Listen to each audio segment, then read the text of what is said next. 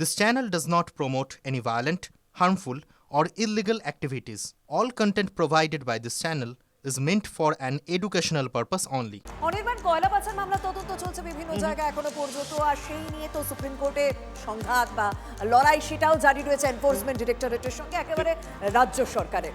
ঠিক সেই আবহে আমরা কি দেখলাম, আমাদের রাজ্যের 12 জায়গায় ইডি হানা দিল আবারও। কালো হীরের কালো কারবারিদের যোগসূত্রের খোঁজে বাংলার কয়লাঞ্চলে কেন্দ্রীয় এজেন্সি। স্ক্যানারে বুদবুদ থানার ওসি তার বাড়িতেও তল্লাশি চালানো হয়। জামুরিয়ার ব্যবসায়ীর বিভিন্ন ঠিকানা থেকে 3 বস্তা টাকা উদ্ধার হলো, আর অঙ্কটা প্রায় 1.5 কোটি। কয়লা পাচারে হাওয়ালার যোগ কি তাহলে আরো স্পষ্ট?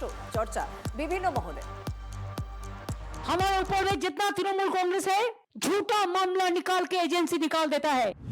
দিল্লিতে দাঁড়িয়ে কেন্দ্রীয় এজেন্সির অপব্যবহারের অভিযোগে সরব হলেন মুখ্যমন্ত্রী। আর সেদিনই বাংলার 12 জায়গায় অ্যাকশনে নামল এনফোর্সমেন্ট ডিরেক্টরেট। কয়লা পাচার মামলায় আইপ্যাকের অফিসে তল্লাশি অভিযানের নাটকীয় ঘটনার পর ঠিক 26 দিনের মাথায় জেলায় জেলায় পৌঁছল ইডি। 3 বস্তা টাকা উদ্ধার হলো জামুরিয়ার ব্যবসায়ীর বাড়ি থেকে আর গোডাউন থেকে।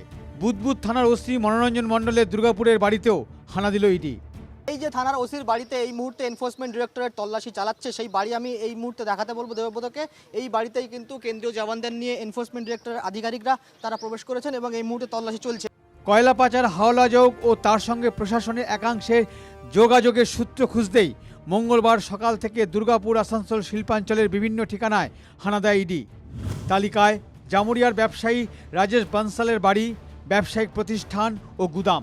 পান্ডবেশ্বরে কয়লার কারবারি মইজুল শাহের বাড়ি, দুর্গাপুরে সেপকো টাউনশিপে ব্যবসায়ী প্রবীর দত্তের বাড়ি এবং বুদবুদ থানার ওসি মনোরঞ্জন মণ্ডলের বাড়ি। আর এইসব চুনোপুটি চায় না, বাংলার মানুষ এবার মাথা চায়। সম্প্রতি বুদবুদ থানার ওসির দায়িত্বে আসেন মনোরঞ্জন মণ্ডল। তার আগে ছিলেন বারাবণী থানায়। 2024-এর অনিয়মে সাসপেন্ডও হন মনোরঞ্জন।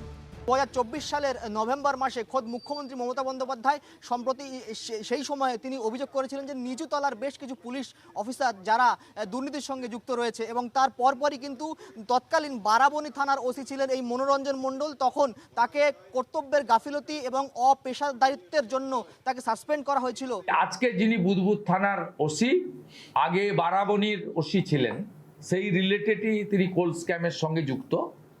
তাকে হেফাজতে নিয়ে তিনি 75-25 ভাগে 25 রেখে 75 কোথায় কোথায় পাঠাতেন, এটাও তদন্তকারী সংস্থার জানা উচিত এবং জনগণের সামনেও আসা উচিত। কি শুভেন্দুবাবু মনে নেই আপনার?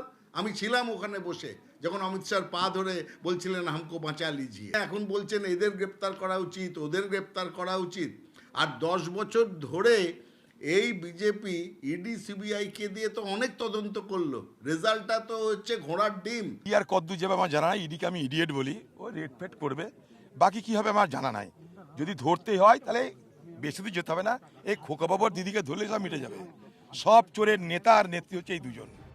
সূত্রের খবর, জামুরিয়ার ব্যবসায়ী রাজেশ বানসাল এবং তার 2 ছেলের বিভিন্ন ঠিকানায় তল্লাশি চালিয়ে প্রচুর টাকা উদ্ধার করেছে ইডি। অঙ্কটা প্রায় 1.5 কোটি টাকা বলে সূত্রের খবর।